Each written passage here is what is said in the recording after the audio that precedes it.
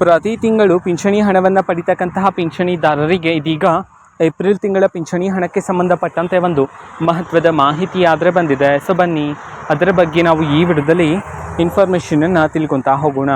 So ವಿಡಿಯೋವನ್ನು start ಮಾಡ್ತೀನಿ. ಅದಕ್ಕಿಂತ ಮೊದಲು ನೀವಿನ್ನೂ ನಮ್ಮ ಚಾನಲ್ಗೆ ಸಬ್ಸ್ಕ್ರೈಬ್ ಮಾಡದೇ ಇದ್ದರೆ ಈ ಕೂಡಲೇ ಚಾನಲ್ಗೆ ಸಬ್ಸ್ಕ್ರೈಬ್ ಮಾಡ್ಕೊಳ್ಳಿ ಮತ್ತು ಲೈಕ್ ಮಾಡಿ.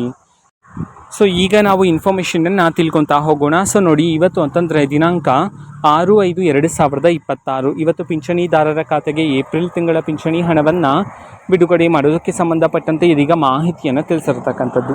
ಯಾವ ಜಿಲ್ಲೆಗಳಲ್ಲಿನ ಪಿಂಚಣಿದಾರರ ಖಾತೆಗೆ ಇವತ್ತು ಏಪ್ರಿಲ್ ತಿಂಗಳ ಪಿಂಚಣಿ ಹಣವನ್ನು ಬಿಡುಗಡೆ ಮಾಡಲಾಗ್ತದೆ, ಈ ಒಂದು ಮಾಹಿತಿಯನ್ನು ನಾವು ತಿಳ್ಕೊತಾ ಹೋಗೋಣ. ಸೊ ಇದೀಗ ಬಂದಿರತಕ್ಕಂತಹ ಇನ್ಫಾರ್ಮೇಷನ್ ಪ್ರಕಾರ ಇವತ್ತು ಕರ್ನಾಟಕದಲ್ಲಿರ್ತಕ್ಕಂತಹ 20 ಜಿಲ್ಲೆಗಳಲ್ಲಿನ ಪಿಂಚಣಿದಾರರ ಖಾತೆಗಾದರೆ ಇವತ್ತು ಏಪ್ರಿಲ್ ತಿಂಗಳ ಪಿಂಚಣಿ ಹಣವನ್ನು ಬಿಡುಗಡೆ ಮಾಡೋದಕ್ಕೆ ಸಂಬಂಧಪಟ್ಟಂತೆ ಮಾಹಿತಿಯನ್ನು ತಿಳಿಸಿರ್ತಕ್ಕಂಥದ್ದು. ಸೊ ಈಗ ನಾವು 20 ಜಿಲ್ಲೆಗಳ ಹೆಸರನ್ನು ತಿಳ್ಕೊತಾ ಹೋಗೋಣ.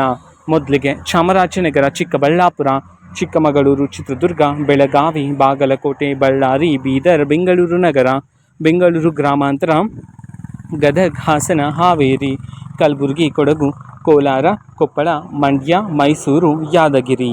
ಸೊ ಈ 20 ಜಿಲ್ಲೆಗಳಲ್ಲಿನ ಪಿಂಚಣಿದಾರರ ಖಾತೆಗಾದರೆ ಇವತ್ತು ಏಪ್ರಿಲ್ ತಿಂಗಳ ಪಿಂಚಣಿ ಹಣವನ್ನು ಬಿಡುಗಡೆ ಮಾಡೋದಕ್ಕೆ ಸಂಬಂಧಪಟ್ಟಂತೆ ಇದೀಗ ಮಾಹಿತಿಯನ್ನಾದರೂ ತಿಳಿಸಿರ್ತಕ್ಕಂಥದ್ದು.